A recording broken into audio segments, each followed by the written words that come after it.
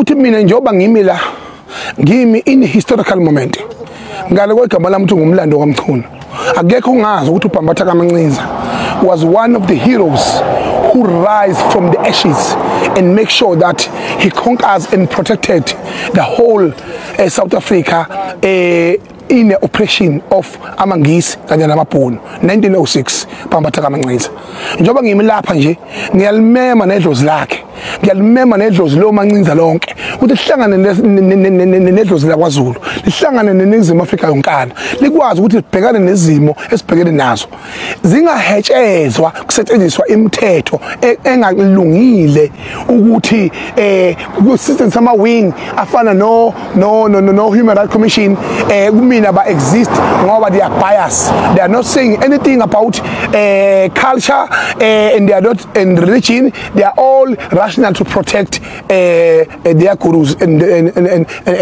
abantu babo instead of protecting the whole nation and servicing the whole nation. Kuzofana nse nendaba equality court kumina nje equality court, Human Rights Commission, they don't exist for me yabona, and they will never bow for nonsense, and they rather die bowing for nonsense.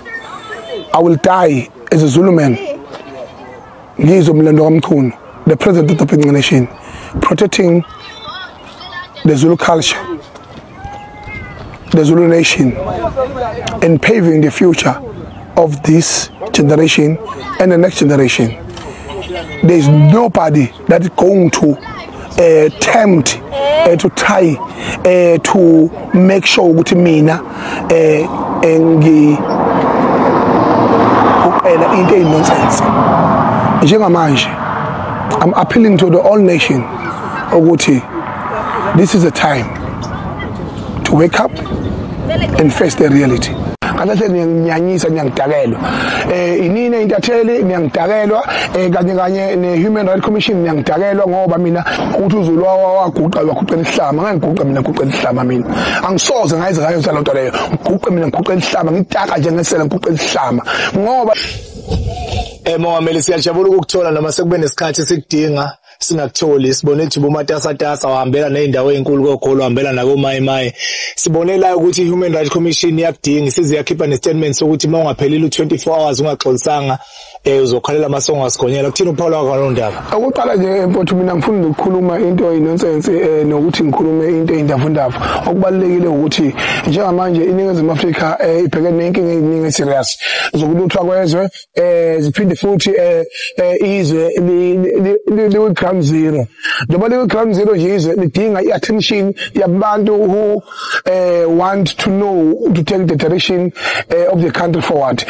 Lezi zinto engikhuluma ngazo mina ngifana ukuthi nabantu abangidakelwayo kanti niyanyanyisa niyangidakelwa inini intatheli niyangidakelwa kanye ne Human Rights Commission niyangidakelwa ngoba mina even shuba podcast that it happens that I had interviews with ngichaze konke ayisekho into enjengophinde ngichaze mina ngikwazi ukukhanda umlando omusha kwaZulu ukuthi uZulu waguqa waguqela ihlama ngangiguqa mina guqela ihlama mina angisoze ngayize ngayo njalo nto leyo ngiguqe mina guqela ihlama ngitaka nje ngesela ngiguqela ihlama ngoba leyo nto leyo i-wrong ngoba oqala lokho kwesibili ku-clean nje indaba ye-Human Rights Commission lokuthiwa i-Human Rights Commission I don't know whether it's a fake news or real news yabona oqala into engizoyisho mina indaba ye-Human Rights Commission mina it does not exist yabona ngoba ama-wing akhandwayo by our government and by our system ekhona ekhandela nje ukuthi kube khona izinje nje eziholayo kuthiwa zingo-commissioner noma kuthiwa zingababheki yabona ama-ambulance mina I can't respond to an ambulance lokunjani attitude yabona so indaba yabantu abama-ambulance abaqhamuka basokonakele bathini bona ngelungelo lenkolo bathini bona balingolo leculture bathini bona ngelungelo lemvunulo they are not saying anything. All their rationale is to me is to apologize for what? For being right, for protecting my own.